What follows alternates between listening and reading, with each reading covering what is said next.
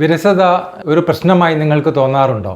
മനഃശാസ്ത്രപ്രകാരം വിരസത ഒരു അലസതയല്ല, പകരം നമ്മുടെ ജീവിതത്തിൽ അർത്ഥബോധവും പുതുമയും നഷ്ടപ്പെടുമ്പോഴാണ് നമുക്ക് വിരസത അനുഭവപ്പെടാറുള്ളത്.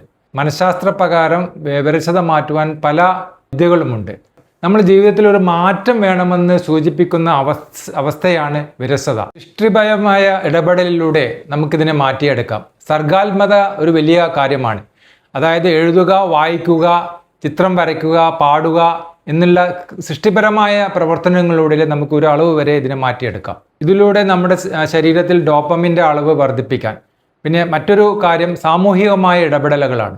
സാമൂഹികമായിട്ട് നമ്മളെ പല ആളുകളുമായിട്ട് ബന്ധപ്പെടുക, നമ്മളെ ടീം ആക്ടിവിറ്റികളായിട്ട് കളികൾ, വിനോദങ്ങൾ ഇതെല്ലാം ധാരാളം ഏർപ്പെടുമ്പോൾ, സാമൂഹിക ബന്ധങ്ങൾ കൂടുതൽ ഉണ്ടാവുമ്പോൾ നമ്മുടെ ശരീരത്തിൽ ഓക്സിറ്റോസിൻ എന്ന ഹാപ്പി ഹോർമോണുകൾ ശരീരത്തിൽ പ്രവഹിക്കുന്നതാണ്. അടുത്തതായി വായനയുടെ ആനന്ദം അനുഭവിക്കുക. വായന നമ്മളെ ശരീരത്തിലും മനസ്സിലുമൊക്കെ ഒരുപാട് മാറ്റങ്ങൾ സൃഷ്ടിക്കുന്നതാണ്. നമ്മളെ ഇഷ്ടപ്പെട്ട പുസ്തകങ്ങൾ തിരഞ്ഞെടുക്കുക. ഒരു ബെസ്റ്റ് സെല്ലർ ആവാം, നോൺ ഫിക്ഷൻ ആവാം, ഫിക്ഷൻ ആവാം, ഓഡിയോ ബുക്കുകളാവാം. നമുക്ക് ഇഷ്ടപ്പെട്ട പുസ്തകങ്ങൾ വായിക്കുമ്പോൾ നമ്മുടെ മനസ്സിൽ ഒരുപാട് മാറ്റങ്ങൾ ഉണ്ടാകുമെന്നത് ഒരുപാട് പഠനങ്ങൾ തെളിയിച്ചിട്ടുള്ളതാണ്. അതുപോലെ പ്രവർത്തനവും വിശ്രമവും ആവശ്യമാണ്. നമ്മളെ പ്രവർത്തനങ്ങൾ അമിതമായാലും വിരസത അനുഭവപ്പെടാം.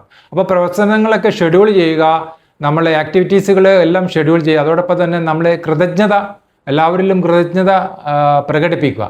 കൃതജ്ഞത പ്രകടിപ്പിക്കുമ്പോൾ നമ്മുടെ ശരീരത്തിൽ സെറോട്ടോണിൻ എന്ന ഹോർമോണുകളാണ് ഉണ്ടാവുന്നത്. പുതിയ കാര്യങ്ങൾ പഠിക്കുക, പുതിയ അറിവുകൾ ഉണ്ടാക്കുക. ഇത് ന്യൂറോപ്ലാസ്റ്റിസിറ്റിയിൽ മാറ്റങ്ങൾ വരുത്തുന്നതാണ്. അതായത് നമ്മളെ സംബന്ധിച്ചോളം ബ്രെയിനിന് ഒരുപാട് ഫങ്ഷൻസ് ഉണ്ടെന്ന് നിങ്ങൾക്കറിയാം. ന്യൂറോപ്ലാസ്റ്റിസിറ്റി പറ്റി പിന്നീട് ഒരിക്കൽ പറയാം.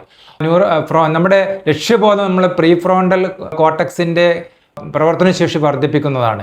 എനിക്ക് ബോറടിക്കുന്നു എന്ന സമയത്ത് എനിക്ക് ബ്രെയിനിൽ മാറ്റം ആവശ്യമാണ്, എന്നിൽ മാറ്റം ആവശ്യമാണെന്ന രീതിയിൽ പുതിയ പഠനങ്ങളിലേക്ക് നമ്മൾ മാറുക.